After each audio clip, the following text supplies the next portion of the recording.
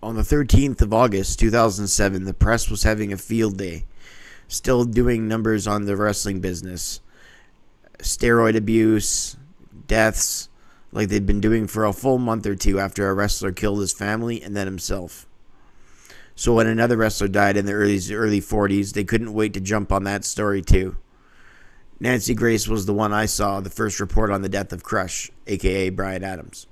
Not to be confused with Canadian musician Bryan with a Y Adams, the wrestler. Another wrestler dead was the title of the show, and I just thought, really? Now Crush too?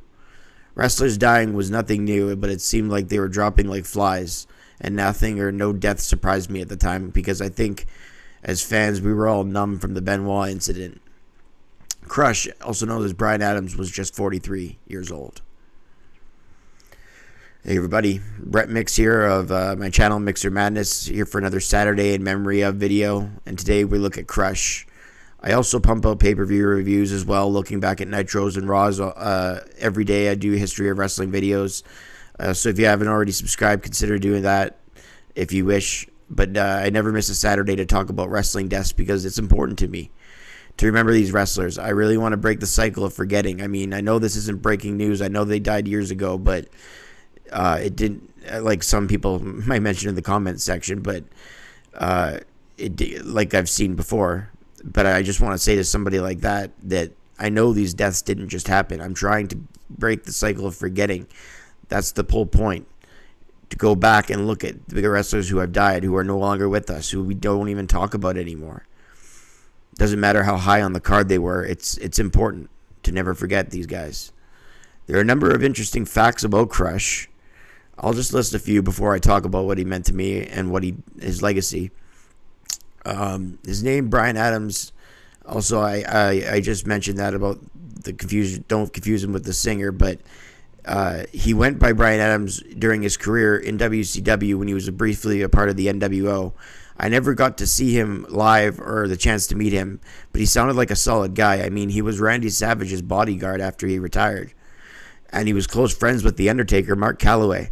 So anyone on a personal level that's that close with Mark Calloway and Randy Poffo has to be a solid dude, in my opinion, or a cool individual.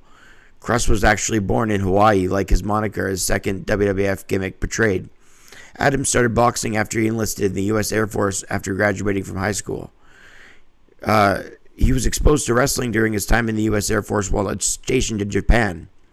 It was Antonio Inoki, a well-known Japanese wrestler and MMA artist, who trained him how to wrestle. Not a bad trainer to have. In 1986, Bryan Adams made his professional wrestling debut for New Japan Pro Wrestling.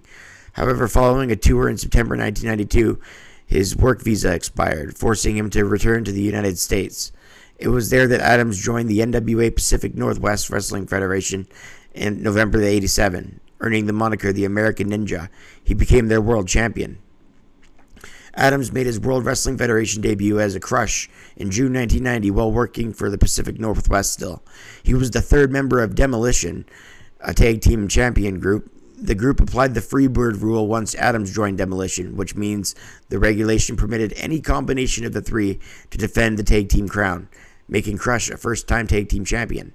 On June 5th, Crush made his live debut at a competition where he and Smash defeated the Rockers to retain their titles. In 1992, Adams returned to the WWF as Crush, continuing to be a fan favorite. However, this time he was introduced with a new character, an easygoing surfing Hawaiian who wore vivid neon tights and employed the Cranium Crunch, a new two-handed skull vice finisher. He eventually turned heel when he turned on his mentor, the now, at the time, color commentator Macho Man Randy Savage, which led to a WrestleMania match with him at Madison Square Garden in a Falls Count Anywhere match that was memorable. That was Randy Savage's last WrestleMania match. Crush rejoined the WWF in 1996 and became a part of the Nation of Domination, playing a jailbird character who stood along the sides of Farouk. He made his tag team in late 99 and early 2000 in WCW, forming a team called Chronic, a big powerhouse team. Chronic got a call up to the WWF. Chronic got a call up to the WWF on the main roster and battled Kane and The Undertaker a day before the September 11th terrorist attacks on September 10th, 2001 on Monday Night Raw. They would have a return match at Unforgiven, where Adams put forth a poor performance in the eyes of Vince McMahon and was let go shortly after that. Undertaker, who was a close personal friend, was visibly frustrated during the match that things weren't going well. Crush was also a boxer, as mentioned, and on November 16, 2002, he was supposed to face Rick Zafali in his debut boxing match. The fight was to be held at the Mandalay Bay in Vegas. Professional wrestler Randy Savage was supposed to be in his corner during the fight. It was scheduled to air during the Never Surrender boxing pay-per-view. Unfortunately, Adams hurt his shoulder while practicing for the fight, and he was unable to fight. Adams' wife found him dead on August 13, 2007 at their house in Tampa, Florida.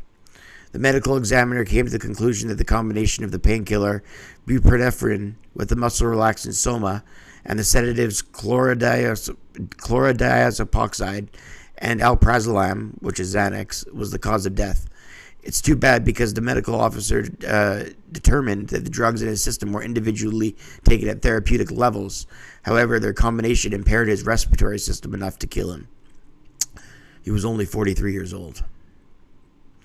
Once your central nervous system goes, you can be done like that. It's the reason they tell you not to mix your drinks with alcohol. Your central nervous system can only take so much, and if it lowers to a point where it can be life-threatening, as it was with Crush. He was always a wrestler from my childhood, and back then when I was a kid, these guys were larger than life, so it always made me sad to hear that he passed. As I mentioned, at the time of his death, the wrestling world was in chaos, utter chaos, with the Chris Benoit incident. So it made the news, but only for the media to bash pro wrestling further. It was never about him, which is also sad. At the time, it was completely overshadowed. But it's important to remember, and like every Saturday on here, never forget. May Brian Adams rest in peace. I'm Brett Mix.